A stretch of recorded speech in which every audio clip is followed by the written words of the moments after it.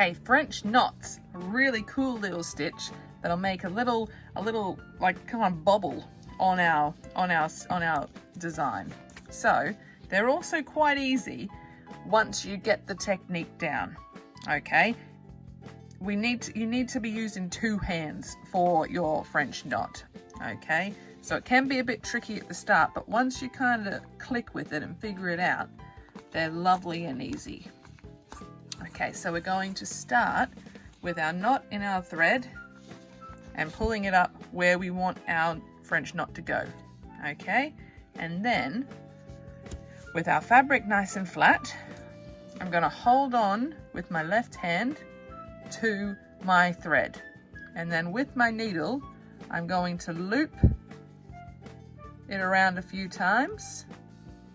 Okay, we don't want it to be super tight, otherwise we won't be able to pull the thread through, the needle through, but we also don't want it to be super loose, because then it'll go all floppy.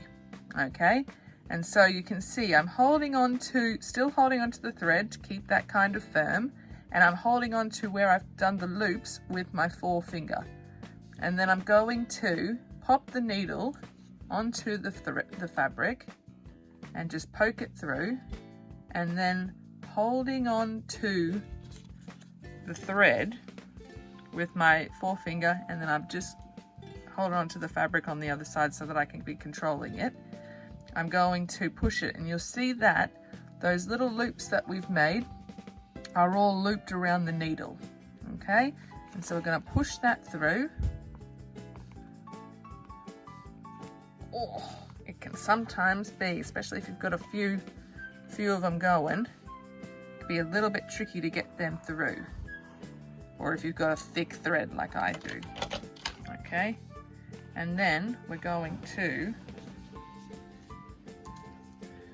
still holding on to that thread that we've been holding on to, pull that through,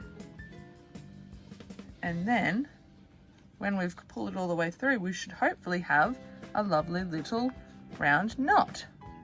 Okay, and so then you can either knot that off, so you can and finish that off with our normal little stitch and a knot. Okay, or you can keep on going with them, but if you're doing lots of them and they're going to be quite far away from each other, it might be a good idea to knot it off. Okay, and so then I'll pop a few more on, and so you can do these, the more times you loop your needle around the thread, the thicker it will be. Okay, and then the thicker your thread is, obviously the thicker it will be and the bigger it will be. But remember that you don't want to be holding it too tight at the start, because you want to be able to get the needle head and your thread through. Okay, so you can see I am kind of holding it, but just so that it doesn't unravel. Okay, and then pull that through, still holding onto it with this hand.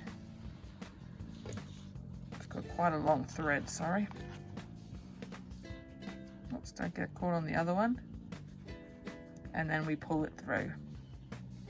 Okay, and so these you can make like a polka dot kind of look, or you can stitch them very close to each other to make them look like flowers or anything else. Okay, and so again, we hold on to it, loop it. I like to loop it going from the front to the back, because I find that it doesn't unthread as easily that way. And then holding on to the thread,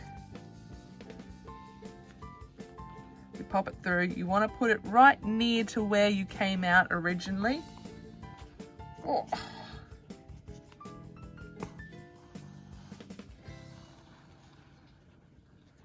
And then voila, we've got a French knot. And so then when you're finished, like usual, little stitch,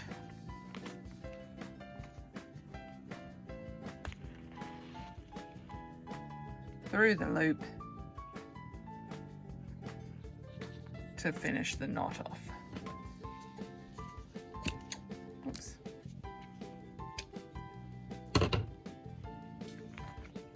And we've got a lovely little French knot.